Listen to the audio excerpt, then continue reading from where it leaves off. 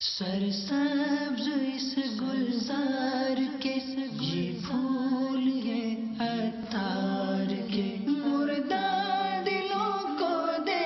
جلا، ہادی ہے طلبگار کے، طلبگار کے۔ الحمدللہ رب العالمین والصلاة والسلام علی خاتم النبیین، اما بعد فاعوذ باللہ من الشیطان الرجیم، بسم اللہ الرحمن الرحیم، صلاۃ والسلام علیک یا رسول اللہ وعلی آلک واصحابک یا حبیب اللہ، صلاۃ والسلام علیک یا نبی اللہ وعلی آلک واصحابک یا نور اللہ۔ زیادہ درود و سلام پیج نمبر 2، فرمان آخری نبی صلی اللہ علیہ وآلہ وسلم نمبر 3۔ جس نے مجھ پر ایک مرتبہ درود پاک پڑھا، اللہ پاک اس پر 10 رحمتیں بھیجتا اور اس کے نامہ اعمال میں 10 نیکیاں لکھتا ہے۔ صلو علی الحبیب صلی اللہ علی محمد۔ آپ کی بارگاہ میں یہ عرض ہے، میں ڈونیشن سیل پہ بطور ذمہ دار بستہ لگاتا ہوں، تو بازار میں آمد و رفت جو ہے وہ عورتوں کی ہوتی ہے نا، تو بعض اوقات ذہن میں یہ آتا ہے کہ یہ ہم جو ڈونیشن ہوتے ہیں اس سے بعد نگاہی ہوتی ہے، تو کیا ہم اس وجہ سے جو ہے یہ ڈونیشن سیل چھوڑ دیں؟ ذہن میں وسوسہ آتا ہے۔ مدنی عطیات کرتے ہیں، جی جی بازار میں عورتیں ہوتی ہیں، مدینے جانے کا کیا پروگرام ہے، حج کا کیا پروگرام ہے، عورتیں ہر جگہ ہوتی ہیں۔ کاروبار کریں گے تو دکانداری تو وہاں بھی عورتیں ہوں گی، تو ایک اپنی نگاہوں کی حفاظت کریں گے۔ کون سا 25 گھنٹے دن میں ڈونیشن کرتے ہوں گے، مدنی عطیات کرتے ہوں گے، تھوڑی دیر کے لیے تو کرتے ہوں گے، لیکن بہرحال لے کے بچنا ہے۔ مسجد بازار میں ہے تو اب عورتیں بیچ میں پڑتی ہیں، تو اس سے یہ تو نہیں کہا جائے گا اب جماعت بھی واجب نہ رہی۔ ہر جگہ آنا جانا، خاندانوں میں جاتے ہوں گے، دعوتوں میں جاتے ہوں گے، شادیوں میں جاتے ہوں گے، عورت کہاں نہیں، مارکیٹیں عورتوں سے ہی زیادہ بھری ہوتی ہیں۔ تو بہرحال یہ کہ وہ اپنی نگاہوں کی حفاظت بہرحال ضروری ہے، اور جو کام واجب نہیں ہے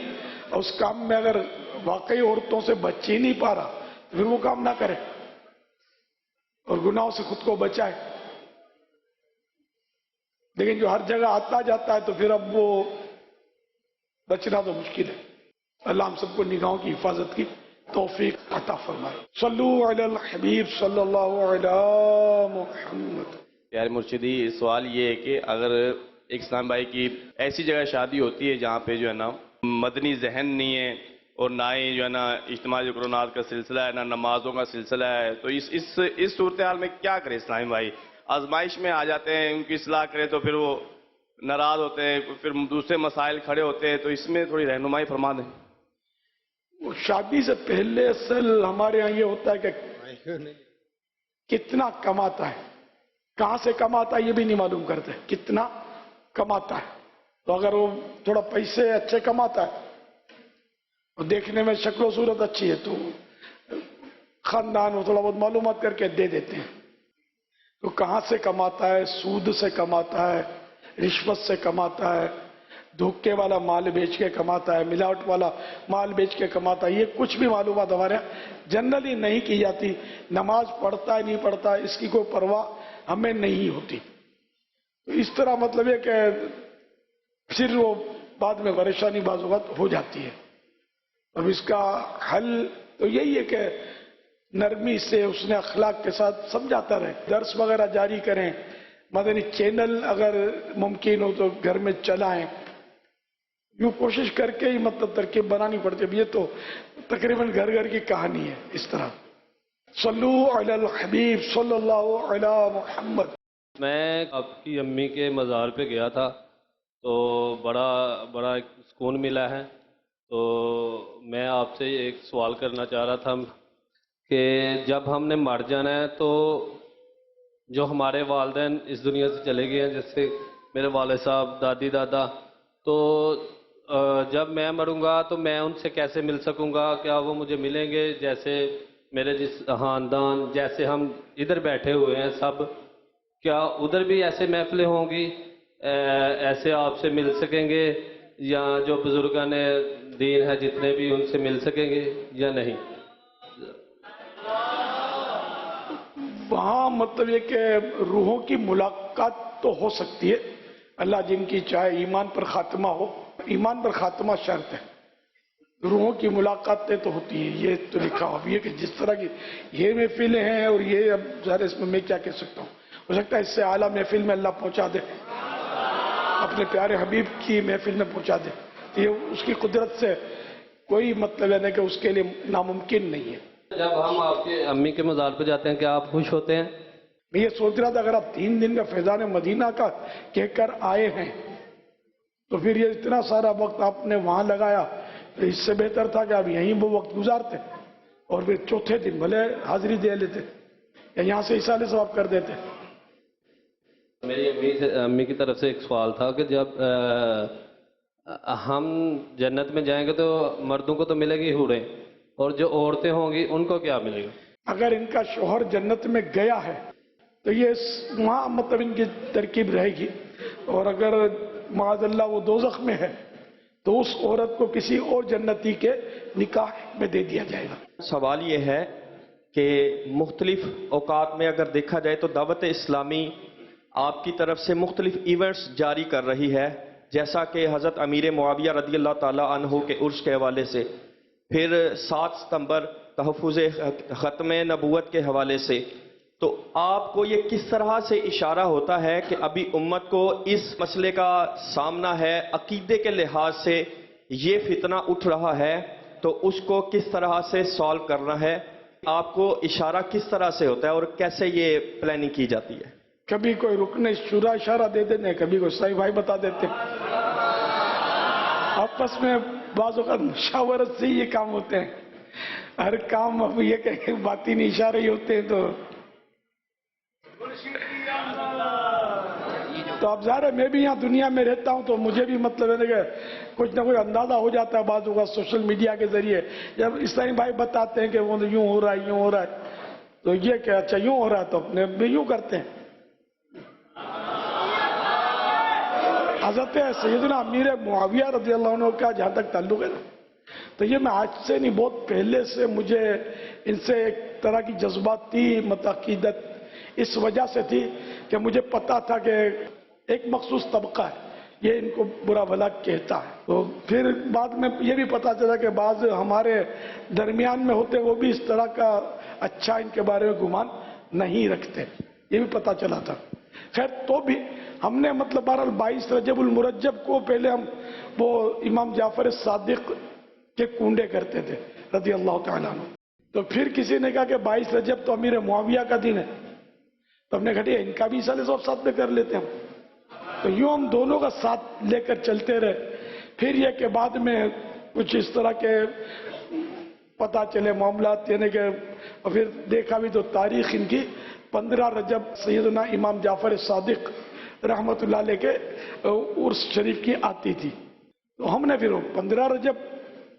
شروع کر دی اور 22 رجب بھی باقی رکھی، حضرت امیر معاویہ کی تاریخ عرس یہ بنتی تھی، اس طرح ہم نے ان کا بھی عرس باقی رکھا۔ تو یہ تو ہم برسوں سے کر رہے تھے، اب اس میں سوشل میڈیا ایکٹیو ہوا اور اتفاق سے وہ میں نے بھی نعرے مرتب کیے،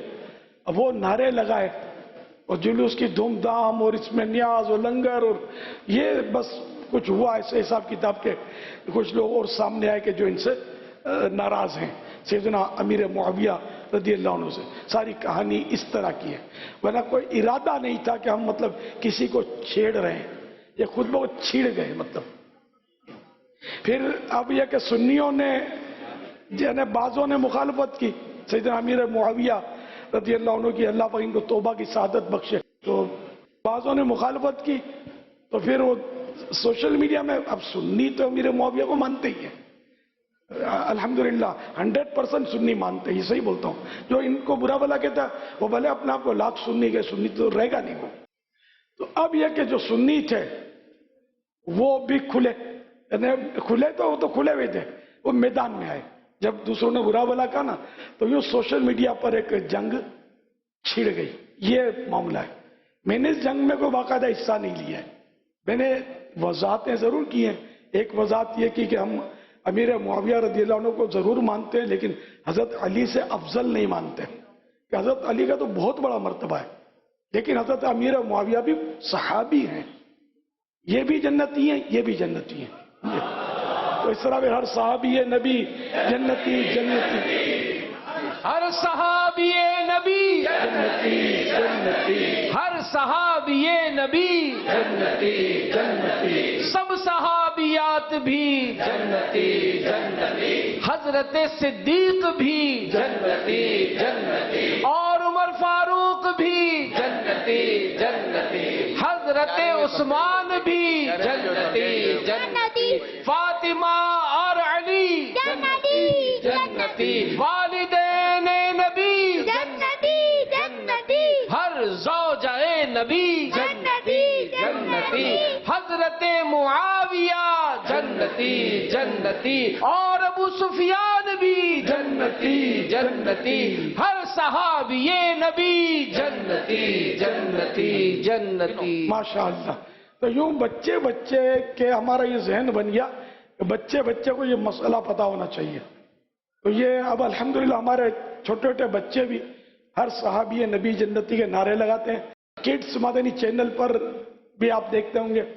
कि ये हमारे बच्चों को मैंने दरखास्त की हुई है, जो हमारे जो चलाते हैं कि ये वक्तन वक्तन नारे लगाते रहो। तो अल्हम्दुलिल्लाह लग रहे हैं, और यूं बच्चे बच्चे का जहन बन रहा है कि जो सहाबी है वो जन्नती है, जो भी जिसके साथ सहाबी का लक़ब लगता है वो जन्नती है, इससे पीछे नहीं हटना है। तो माशाअल्लाह। फिर खत्म नबूवत का मसला ये भी पुराना ही है। तो मुझे किसी ने बताया, मतलब कि 7 सितंबर को यौम खत्म नबूवत ये मनाया जा रहा है, और इसमें वो किसी ने ऐलान किया 7% डिस्काउंट का मशवरा दिया किसी ने। तो बोला यार आप अगर इसमें कुछ ऐलान करोगे ना तो ये कामयाब हो जाएगा। तो फिर मैंने वो एक मदनी गुलदस्ता एक क्लिप बनाया और हमने इसको वायरल किया। तो अल्हम्दुलिल्लाह दावत इस्लामी के बरकत है, मेरा कमाल नहीं है। दावत इस्लामी में लाखों लाख आशिकान रसूल हैं, तो इन्होंने फिर इसको हाथों हाथ लिया। तो यूं ये 7% चल पड़ा। अब 12वीं शरीफ आई तो किसी ने ऐलान किया 12वीं का, और हमसे भी मुतालबा किया कि इसको भी दो। तो हमने कहा कि बस एक ही चलेगा, बार बार मैं बोलूंगा एक कौम मेरा मानेगी नहीं। अब पैसे कम करना को आसान थोड़ी है। फिर आप 11वीं शरीफ आएगी तो आप बोलो 11% कम करो। तो ये शायद एक ही बार साल में मैंने कहा चलेगा ये 7% वाला। अल्लाह जिंदा रखे तो आइंदा साल की नीयत है, फिर उम्मत को समझाएंगे कि इस तरह बच्चे बच्चे को पता चलेगा, अवाम को पता चलेगा क्यों आज 7%। अच्छा यूं, अरे भाई इसका कोई इनकार भी करता है आखिरी नबी होने का, तो हाँ भाई फुला फुला इनकार करते हैं। यूं लोगों को पता चलेगा कि अच्छा ये ऐसे लोग हैं कि इनकार करते हैं। हालांकि मस्जिदें भी बनाते हैं, ला इलाहा इल्लल्लाह मुहम्मदुर रसूलुल्लाह सल्लल्लाहु अलैहि वसल्लम, इनकी लाइब्रेरी पर मैंने खुद देखा ये यूं लिखते हैं, अपनी मस्जिदें बनाते हैं, और हैं ये मुर्तद हैं, मशहूर है कादियानी, जो मतलब यानी कि मिर्जाई भी बोलते हैं इनको, अहमदी भी बोलते हैं। तो ये लोग मतलब ज़रा मुसलमान नहीं है, इन्हें ये इसमें कोई इख्तिलाफ भी नहीं है, मुसलमानों को कोई भी इख्तिलाफ नहीं है कि सरकार सल्लल्लाहु अलैहि वसल्लम आखिरी है या नहीं है, कोई इख्तिलाफ नहीं है। फाइनल अकीदा है जरूरियात दीन में से कि ये प्यारे आका सल्लल्लाहु अलैहि वसल्लम ये सबसे आखिरी नबी है। ये नारे भी अल्लाह ने तौफीक दी, तो कोई ऐसा किसी ने मशवरा दिया होगा मुझे, तो मैंने नारे भी कुछ लिख लिए, तो सबसे आखिरी नबी, तो ये भी अल्हम्दुलिल्लाह नारे भी चले। लेकिन वो अब इतने नहीं लग रहे हैं नारे। मुहम्मद मुस्तफा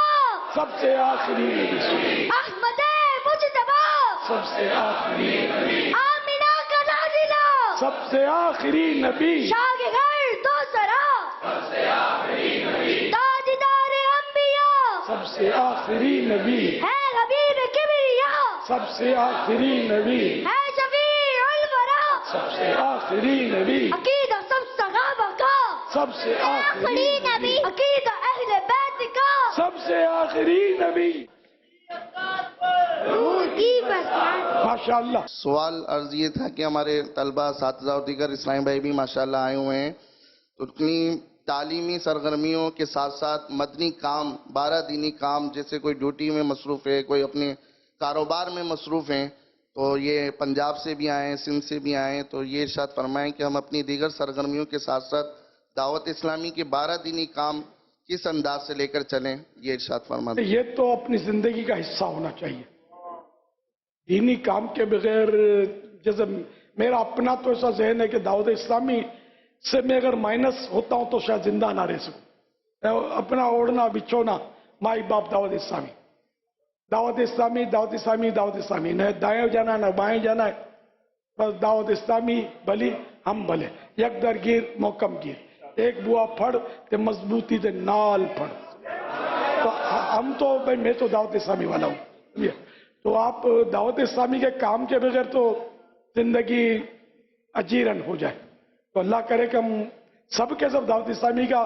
اپنے اپنی حیثیت کے مطابق اپنے اپنے فیلڈ میں کچھ نہ کچھ کام کرتے جائیں، تو وہ وقت آئے گا کہ انشاءاللہ ہمارا بچہ نمازی بن جائے گا اور سنتوں کا پابند، صحابہ و اہل بیت کا دیوانہ اور ختم نبوت کا داعی بن جائے گا انشاءاللہ۔ یہ سب نے کام کرنا ہے، سب سنتوں کی پابندی خود بھی کریں، دوسروں کو بھی کروائیں، 5 نمازیں با جماعت پڑھیں،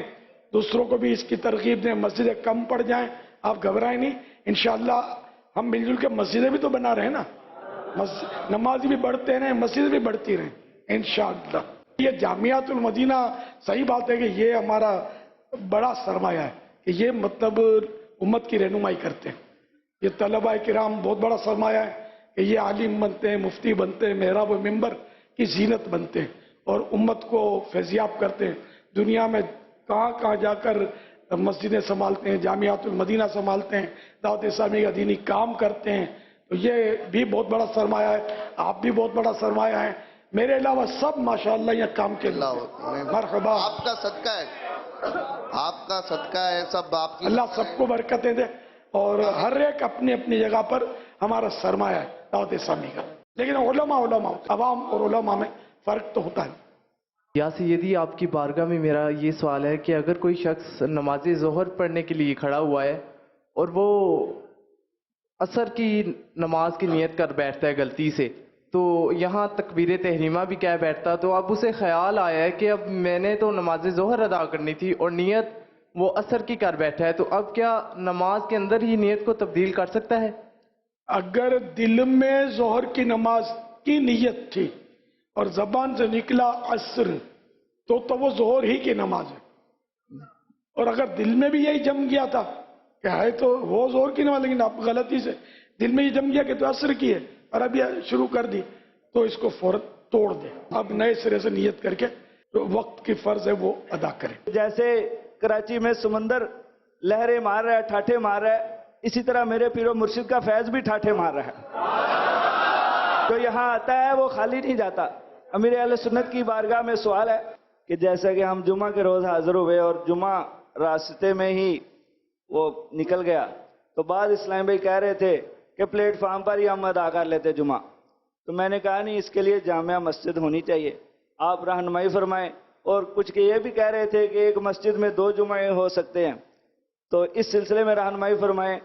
کہ جمعہ کے لیے کیا شرائط ہیں اور کیسے ہمیں جمعہ ادا کرنا چاہیے۔ جمعے کے شرائط کئی ہیں، ان میں جامعہ مسجد ہونا شرط نہیں ہے،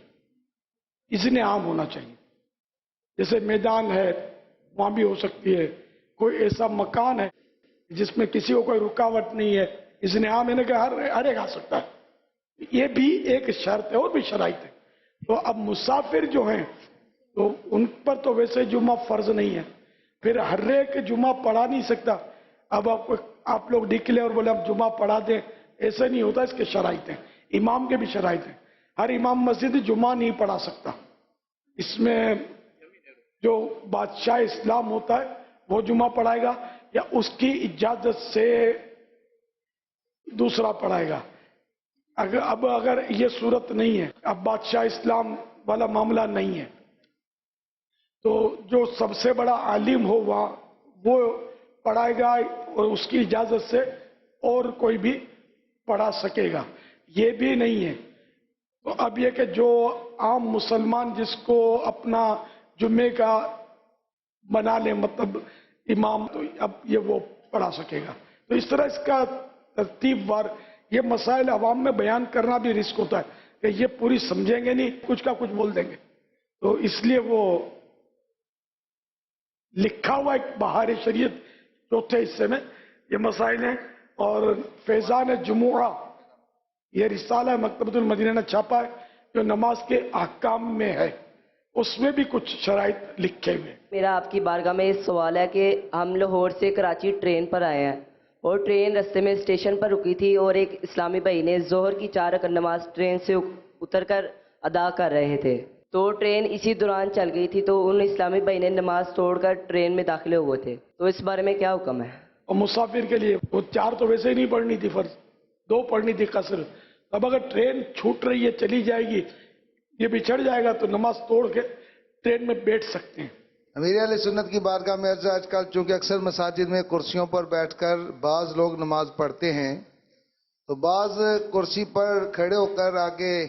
نماز پڑھتے اسے صف ٹیڑھی ہو جاتی ہے، بعض کرسی پیچھے کرتے تو پیچھے والوں کو پرابلم ہوتی ہے.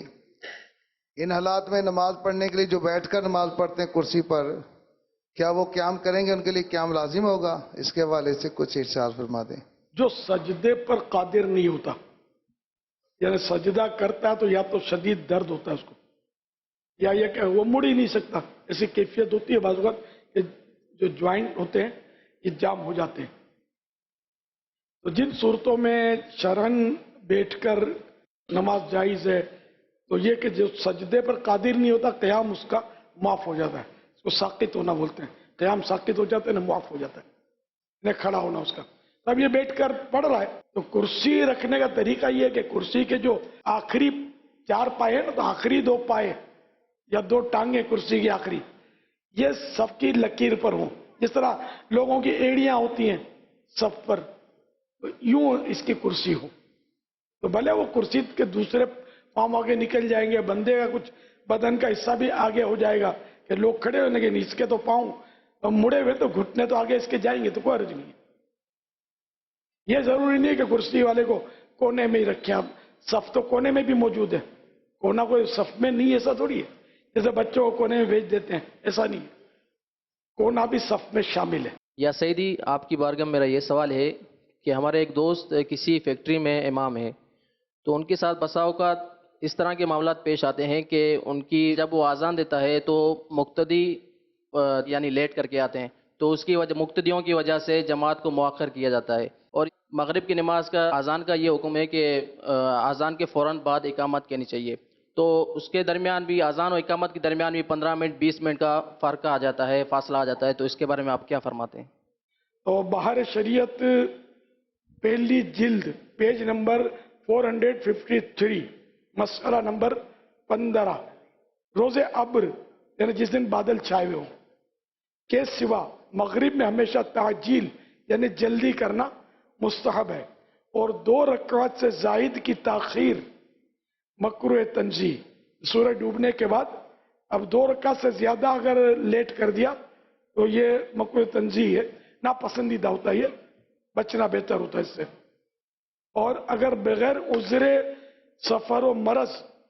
وغیرہ اتنی تاخیر کی، یعنی اتنا لیٹ کر دیا کہ ستارے گتھ گئے یعنی قریب قریب آ گئے، تو مکروہ تحریمی. مکروہ تحریمی یہ ناجائز و گناہ ہوتا ہے. دارالفتہ اہل سنت کا ایک فتویٰ ہے، اس میں یہ لکھا ہے قرآن مجید کی 3 چھوٹی آیات یا 1 بڑی آیت پڑھنے میں جتنا وقت لگتا ہے اتنی دیر مغرب کی اذان و اقامت کے درمیان کھڑے کھڑے وقفہ کرنا چاہیے، اور اتنی دیر کے لیے بیٹھ گیا تو بھی جائز ہے مگر خلاف افضل ہے. اور اگر 2 رکعت کی مقدار یا اس سے زائد تاخیر لیٹ کی تو بالاتفاق مکروہ تنزیہی ہے، ناپسندیدہ ہے. حضور عرض یہ تھی کہ نابینا کو چلانے کی فضیلت کے حوالے سے کچھ مدنی پھول عطا فرما دیں. حضرت سیدنا انس رضی اللہ عنہ سے مروی ہے کہ جو کسی نابینا کو 40 قدم ہاتھ پکڑ کر چلائے گا اس کے چہرے کو جہنم کی آگ نہیں چھوئے گی. نابینا کو چلانے کا طریقہ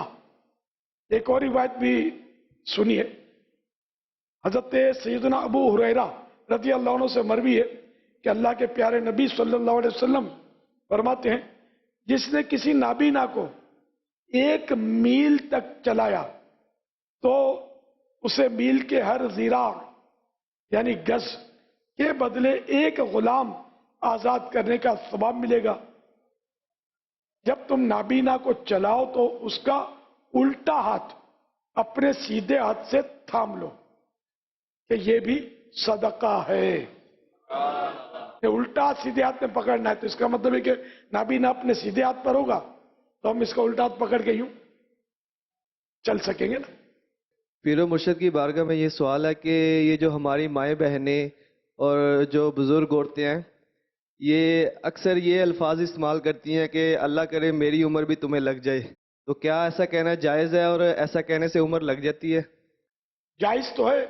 حضرت آدم علیہ السلام نے اپنی عمر حضرت داؤد علیہ السلام کو دی تھی اس طرح۔ ایسا کہنا جائز ہے تو میری خواہش ہے کہ میری عمر بھی آپ کو لگ جائے۔ اللہ آپ کا سایہ شفقت ہم پر تدیر قائم و دائم رکھے۔ اللہ آپ کی سخاوت کو قبول فرمائے اور اللہ آپ کو بھی طویل عمر عطا فرمائے، عافیت والی، آمین، عبادت والی، سنتوں وری، اور آپ کی یہ دعا میرے حق میں بھی قبول ہو کہ میں بھی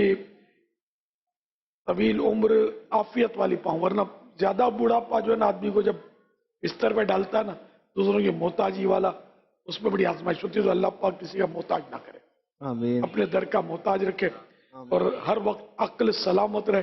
اور آخری سانس تک دین کی خدمت ہوتی رہے۔ آمین آمین، ماشاءاللہ، جزاک اللہ خیر ابو بکر۔ بھیا کو امیر علیہ سنت کی خدمت میں عرض ہے